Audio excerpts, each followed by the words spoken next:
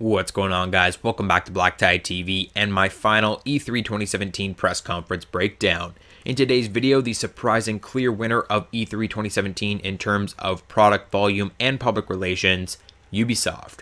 I will not be covering the Nintendo press conference as I've been phased out of Nintendo for a number of years. I can't remember the last time I've owned a handheld or a console. Nintendo tends to be exclusive to themselves. They don't make games for PlayStation and Xbox. The PlayStation, Xbox, Nintendo relationship is a one-way street. And so I can't provide any worthwhile commentary on the Nintendo presentation, though I have heard that it was pretty good. And so I would recommend, if you're interested, checking out that E3 press conference. I just simply will not be breaking it down on this channel. Now, in terms of the other developer presentations at E3, Ubisoft absolutely killed the competition this year.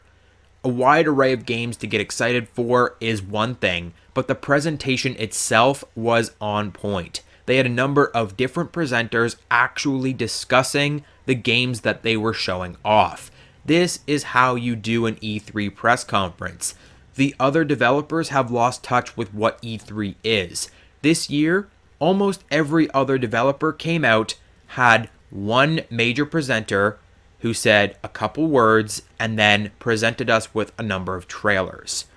Ubisoft had a ton of different lead hands discussing their particular games, giving us a ton of extra information, and all around it was a phenomenal presentation that got you actually excited about some of the games they were discussing. Games like Mario and Rabbids Kingdom Battle. Now, I said I will not be discussing Nintendo as I've lost touch with that side of the gaming realm, though this was the first item brought forth by Ubisoft, a collaboration with Nintendo for a Switch exclusive Super Mario and Raving Rabbids crossover game. It will be a turn-based tactical adventure. It's very different from any other Mario game that has hit the shelves thus far, which is saying something as Mario has pretty much covered almost every other type of gaming. I'm surprised there isn't a first-person shooter Mario game, but there's always next year's E3 for that. But this game looks pretty damn cool. If I had a Switch, I would pick this one up. As there isn't a ton of titles for the Switch right now, it's probably worthwhile picking up anyways. But that's enough about Nintendo. Let's get on to the real Ubisoft games. Assassin's Creed Origins. Unfortunately, Microsoft took the brunt of the Assassin's Creed Origins presentation this year, and so there wasn't a whole lot of extra information added with Assassin's Creed Origins at the Ubisoft press conference. We saw a little bit of extra gameplay, another cinematic trailer, and we also were told that it's the 10-year anniversary of Assassin's Creed, and the same team behind Black Flag, the best Assassin's Creed in my opinion, is working on Assassin's Creed Origins. So there is a good chance that this will actually be the redeemer of the Assassin's Creed franchise. Next up, the surprise star of UB3, The Crew 2. While the original was a surprisingly powerful installation to the street racer genre, The Crew 2 looks to transcend the street racing genre as a whole. In The Crew 2, we will have access to all different types of motorsport. Street racers, track racers, F1, off-road racing, motocross, monster trucks, dune buggies, speedboats, air racing, as in piloting airplanes in races. It looks absolutely nuts. I don't know what elements they are keeping from the original Crew, if they are going to keep the modifications for your vehicles. I'm personally against that. I'm also personally against a number of things from the original game.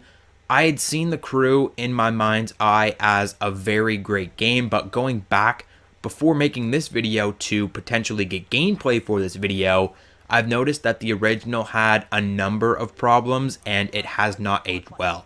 But The Crew 2 looks to be a phenomenal improvement. And so I'm looking forward to seeing what they bring into The Crew 2. I'm very, very excited for this game. It's coming in early 2018, and it should be a good rival for Need for Speed and other racing games this year.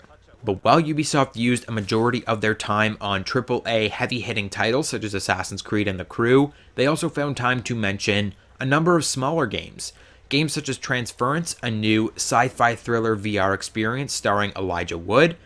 There were two South Park games mentioned, the Fractured But Whole console title and Phone Destroyer, a new mobile app. There were also presentations for Just Dance 2018 and a new steep DLC known as Road to the Olympics coming out this December just before the Pyeongchang 2018 Olympics. Last but not least, in terms of smaller grade games, Starlink Battle for Atlas is a new Toys to Life game. It's available on PlayStation, Xbox, and the Switch, and you basically have to purchase in-game or in-the-world items to build a spaceship that you will now fly around the galaxy to defend your hometown.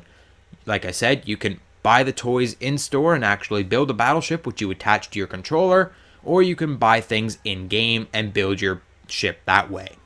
It's basically Ubisoft's answer to Amiibo and Skylanders and other games such as that. Not the biggest fan of those games myself, but kids love them. And you know what else kids love? Pirates. Also in development by Ubisoft Singapore, the team behind, quote, one of the most popular Ubisoft games to date, Assassin's Creed 4 Black Flag, the ultimate pirate experience. This is a brand new IP known as Skull and Bones. It's essentially Assassin's Creed 4 Black Flag without the Assassin's Creed or 4 part. It's a pirate sim like you've never seen before. It's a shared systemic world, so you can play solo or multiplayer. You can build a battalion with your friends and sail the seas, becoming the most dominant force on the water. There's player versus player modes. There are player versus enemy modes. It's essentially everything that we've wanted from a spiritual successor to Assassin's Creed 4 Black Flag, apart from one thing. There was never any mention or gameplay footage shown of deboarding your pirate ship.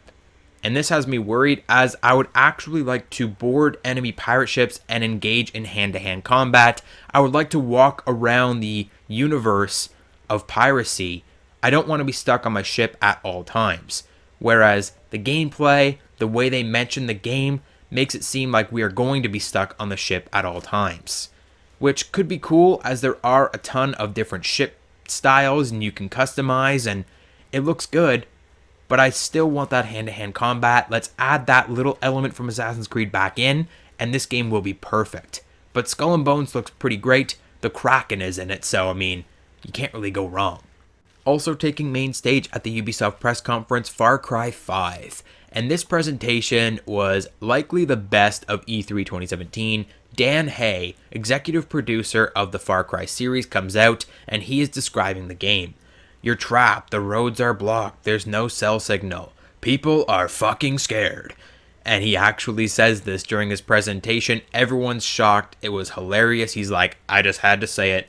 Most godly guy ever, and I am 100% on board for Far Cry 5 just because that man came out and said it. He is hyped for his game. I'm hyped for his game. Everything is great. Everybody's happy. There was a small amount of gameplay shown. They showed a couple new characters. There's a Grace Armstrong, which is basically your assassin for hire. She's a sniper. You can use the dog. They did confirm the dog as a usable companion. The dog, his name is Boomer, and he will bite and pull weapons from enemies. He will bring weapons to you and give you weapons. Looks absolutely insane. I'm very happy with how Far Cry 5's development is coming along, and I'm going to be very impressed when the game comes out. I think it will be a better step in the right direction from Far Cry Primal. Far Cry Primal is great, but it's not the same as your average Far Cry game. Now, to wrap up their presentation, Ubisoft delivered a Beyond Good and Evil 2 cinematic trailer. Being a cinematic trailer, we can't trust it, but it does look very, very good. It has been in development for 15 years, and I would expect nothing less. But that is going to wrap up today's video, guys. I hope you enjoyed it. Let me know what you think about the Ubisoft E3 press conference. Are you excited for any of these games? In the comment section down below. Subscribe, hit the like button, all that good stuff. And I'll catch you guys on the next video.